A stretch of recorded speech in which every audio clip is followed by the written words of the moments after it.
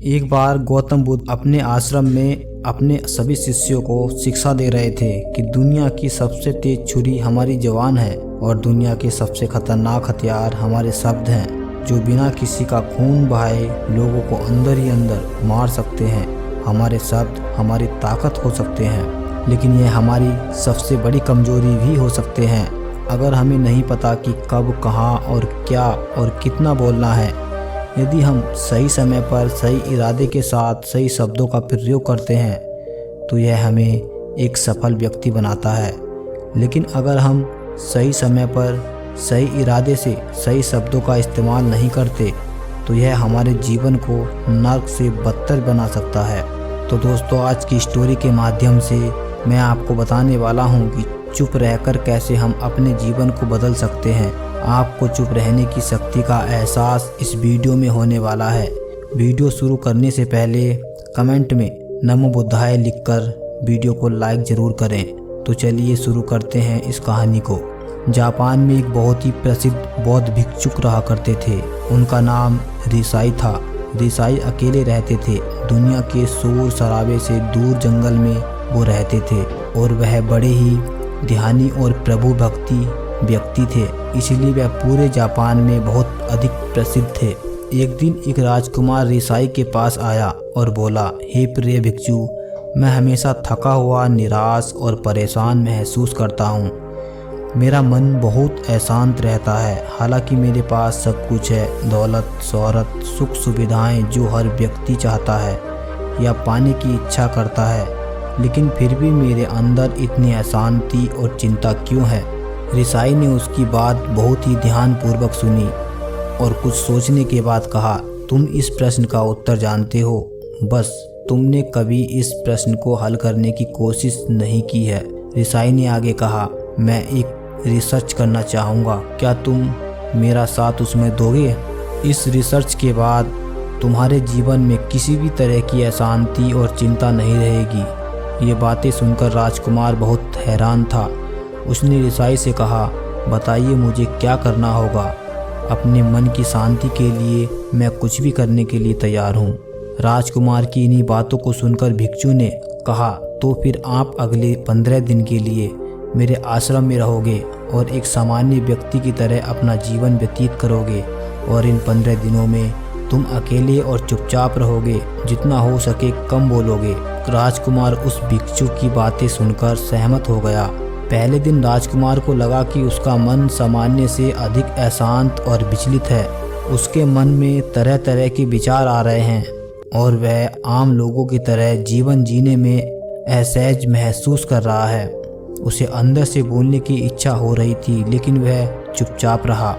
उसके मुंह से एक भी शब्द नहीं निकला, बस वह चुपचाप बैठा रहता। लेकिन रात होते होते उसे अंदर ही अंदर शांति का अनुभव होने लगा। उसके लिए यह अनुभव अजीब था। वह खुद से पूछ रहा था कि वह अंदर ही अंदर इतना खुश क्यों है और उसकी आंतरिक बेचैनी और चिंता कम क्यों होने लगी है। अगले दिन राजकुमार अकेला चुपचाप बैठा रहा और वह प्रकृति को निहार रहा। वह पौधों को, फूलों को, आकाश में उड़ रहे पक्षियों को। वह अपने जीवन में पहली बार यह अद्भुत दृश्य महसूस कर रहा था कि उसके पास कितनी सुंदरता। वह दिन भर प्रकृति की सुंदरता को निहारता रहा और उसकी ताजगी को महसूस करता रहा। इसी तरह से 10 दिन बीत गए और उसके मन की सारी बेचैनी, सारी हलचल, सारी उथल पुथल और सारा तनाव गायब हो गया। 11वें दिन की सुबह राजकुमार फिर से एकांत में बैठ गया और कुछ ही मिनटों में उसकी आंखें अपने आप बंद हो गई और वह गहरे ध्यान में चला गया। वह पूरे दिन वहीं पर आंखें बंद करके बैठा रहा और गहरे ध्यान में डूबा रहा। ना कोई शब्द, ना कोई चिंता। राजकुमार भीतर से असीम शांति और आनंद से भर गया। राजकुमार अपने बाकी के 4 दिन इसी तरह गहरे ध्यान में व्यतीत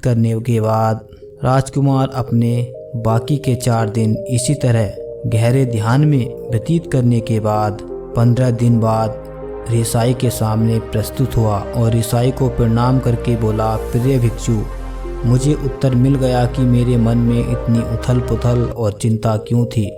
मैं जान गया कि मेरा मन इतना अशांत और विचलित क्यों था।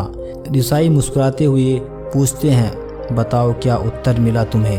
राजकुमार ने कहा, मैं आवश्यकता से अधिक बातें करता था। मैं किसी पर भी अपने शब्द और ऊर्जा व्यक्त करता था। मैं दिन भर अपने लोगों से फालतू की बातें करता रहता और फिर उन्हीं के बारे में अकेले में सोचता रहता और ज़्यादातर समय नकारात्मक ही सोचता रहता। इस तरह मैं बस अपना समय बर्बाद कर रहा था।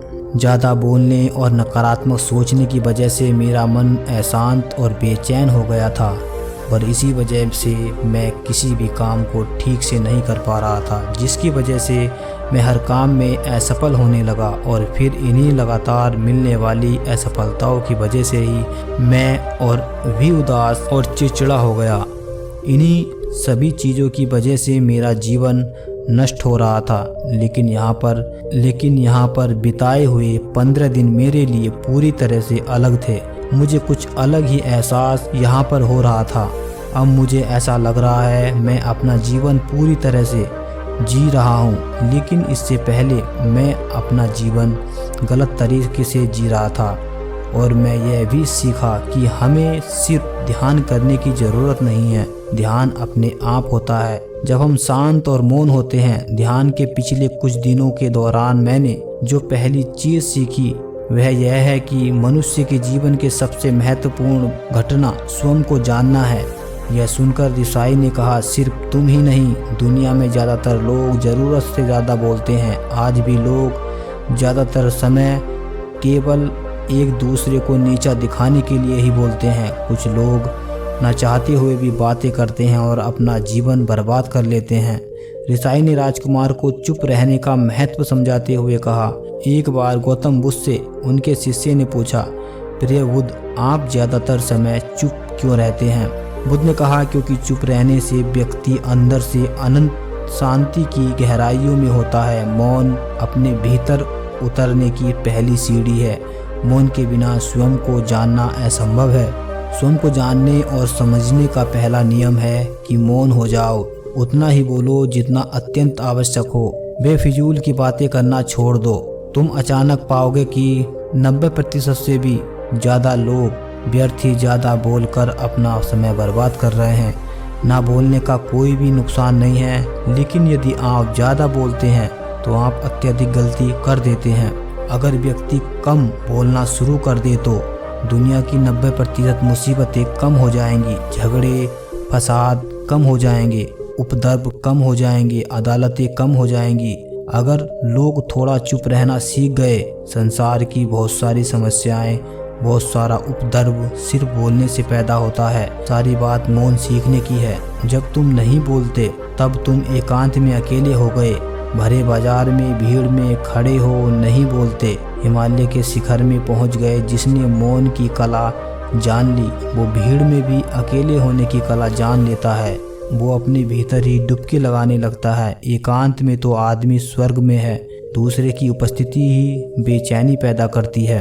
पहले तुम्हें चुप रहने की शक्ति को धारण करना होगा। इससे तुम अधिकतर ऊर्जा को बचा लोगे और फिर इस स्थिति में पहुंच जाओगे कि तुम कम बोलने लगोगे।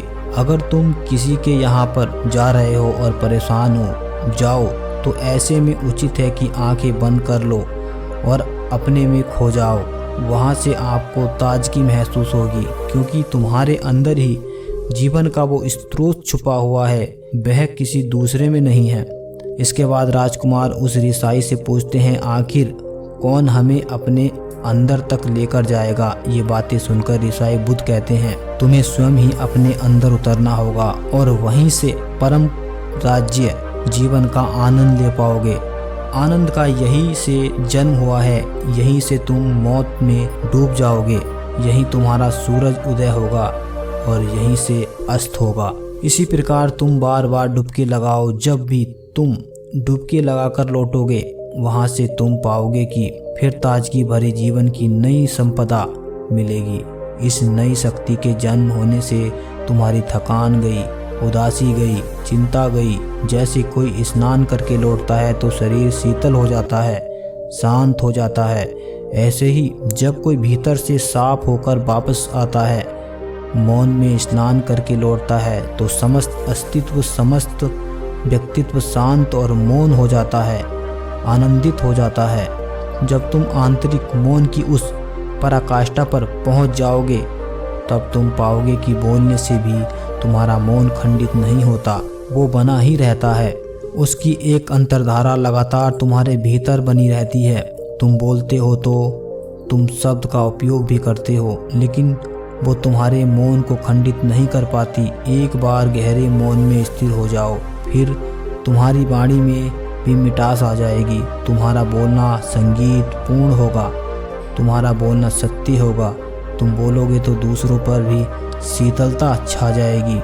जैसे ही तुम अंदर से चुप होते हो तो इतने शक्तिशाली होने लगते हो कि समाज की निर्भरता तुम छोड़ने लगते हो और तुम्हारे जीवन में एक मस्ती आती है जो केवल दीवानों के जीवन में होती है। तुम्हारे चेहरे पर एक नई रौनक आ जाती है, तुम्हारी आंखें किसी अमृत के समान हो जाती हैं और तुम अनंत शांति के समुद्र में डूबने लगते हो। इतना कहकर भिक्षु ऋषाई ने अपनी बात खत्म की और वो मौन में चले गए। राजकुमार उनका धन्यवाद कर कर अपने महल में चला गया।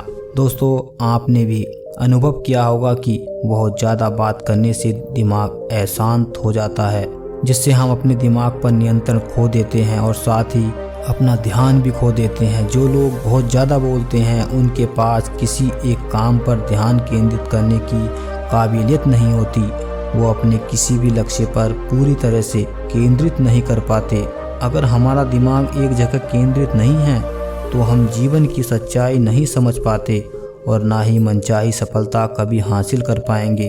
इसके अलावा भी आपने देखा है कि जो लोग अधिक बोलते हैं वो अक्सर लोगों के बीच हंसी का पात्र बन जाते हैं, और जो लोग कम बोलते हैं और अपनी बात पर कायम रहते हैं उन्हें लोगों से सम्मान मिलता है। लोग उनकी बातों को सुनते हैं और उन पर भरोसा भी करते हैं। जो लोग ज़रूरत से अधिक बोलते हैं और अपने विचारों के बारे में पक्के नहीं होते, उनका दिमाग स्थिर और विचलित रहता है, शोर से भरा रहता है। और एक शांत दिमाग वाला व्यक्ति जीवन में किसी भी चीज़ में सफल नहीं हो पाता, क्योंकि वह किसी भी काम में फोकस नहीं कर पाता।